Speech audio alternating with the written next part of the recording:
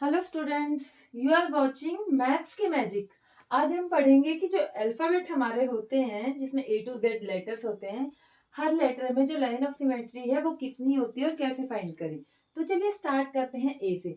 हमारा ए है, अगर हमें पता है लाइन ऑफ सिमेट्री एक इमेजिनरी लाइन होती है, तो हम इमेजिन करके देखते हैं या लाइन ड्रॉ करके देखते हैं।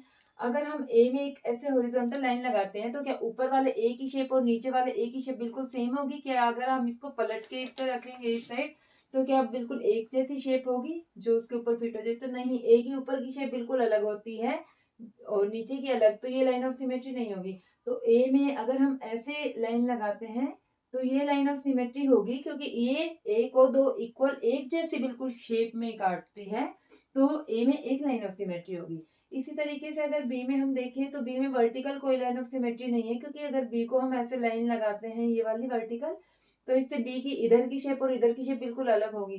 तो बी में अगर हम ऐसे लाइन लगाते हैं हॉरिजॉन्टल, तो ये एक जैसी शेप में इसको कट करता है, एक जैसी साइज में, और अगर हम इसे पलट के इसके ऊपर रखेंगे तो वो बिल्कुल फिट हो जाएंगे।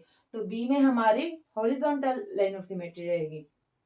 सी में अगर हम वर्टिकल देखते हैं तो वर्टिकल वो दोनों शेप्स को एक जैसा डिवाइड नहीं करता है। ये देखिए, इधर की शेप अलग है, इधर की अलग है, तो ये लाइन ऑफ सिमेट्री नहीं है। लेकिन अगर हम वर्टिकल लाइन लगाते हैं तो ये ऊपर की शेप और जो नीचे की शेप है ये बिल्कुल सेम है और इनका साइज भी सेम होगा, तो ये सी में हमारी एक लाइन ऑफ सिमेट्री रहेगी।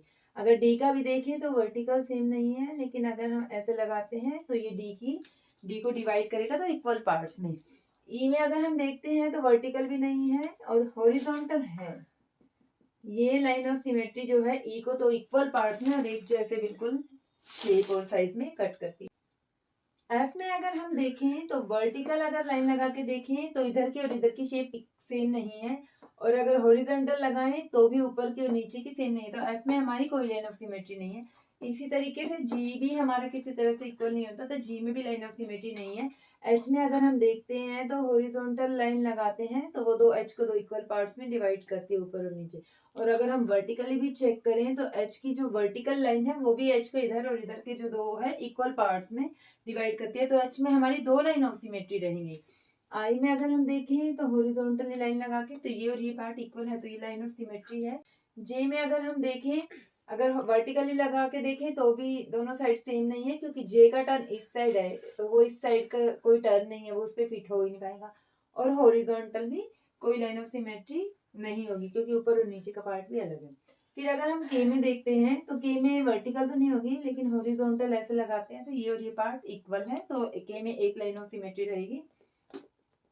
एल में अगर हम देखें तो हॉरिजॉन्टल तो नहीं रहेगी, वर्टिकल भी नहीं रहेगी, एल में कोई लाइन ऑफ सिमेट्री नहीं है। एम में अगर हम चेक करते हैं तो अगर हॉरिजॉन्टल लगाते हैं तो ऊपर नीचे की शेप जो है सेम नहीं है, लेकिन अगर वर्टिकल लगाते हैं तो दोनों साइड की शेप और साइज सेम है, तो एम में हमारी एक लाइन ऑफ सिमेट्री रहेगी। एन में हमारी कोई लाइन ऑफ सिमेट्री नहीं रहेगी, क्योंकि एन में अगर लाइन लगाते हैं तो ऊपर नीचे की शेप बिल्कुल अलग है। ओ में हमारी लाइन ऑफ सिमेट्री रहेगी, अगर हम हॉरिजॉन्टल लगाते हैं तो भी इक्वल है और वर्टिकल लगाते हैं तो भी, तो ओ में हमारी दो लाइन ऑफ सिमेट्री रहेंगी। पी में हमारी कोई लाइन ऑफ सिमेट्री नहीं रहेगी, और क्यू में जो है वो भी हमारी कोई लाइन ऑफ सिमेट्री नहीं रहेगी, आर में भी हमारी नहीं रहेगी।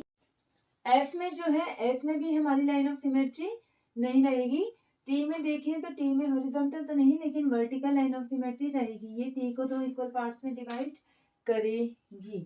यू में अगर हम देखें तो यू में भी हमारी एक जो सेंटर से जाएगी वो दो इक्वल पार्ट्स में डिवाइड करेगी, एक लाइन ऑफ सिमेट्री है। वी में देखें तो वी में भी वन लाइन ऑफ सिमेट्री रहेगी। डब्ल्यू में भी हमारी एक रहेगी, हॉरिजॉन्टल इक्वल शेप्स में ऊपर और नीचे की शेप एक जैसी नहीं है, लेकिन दोनों साइड की शेप सेम है। एक्स में हमारी टू रहेंगी, एक्स को हम हॉरिजॉन्टली कट करें, फोल्ड करें या फिर वर्टिकली, वो इक्वल पार्ट्स में डिवाइड करेगी। वाई में हमारी एक लाइन ऑफ सिमेट्री रहेगी, और जो जी है, जी में हमारी कोई लाइन ऑफ सिमेट्री नहीं होगी। तो ये है हमारी line of symmetry in alphabet.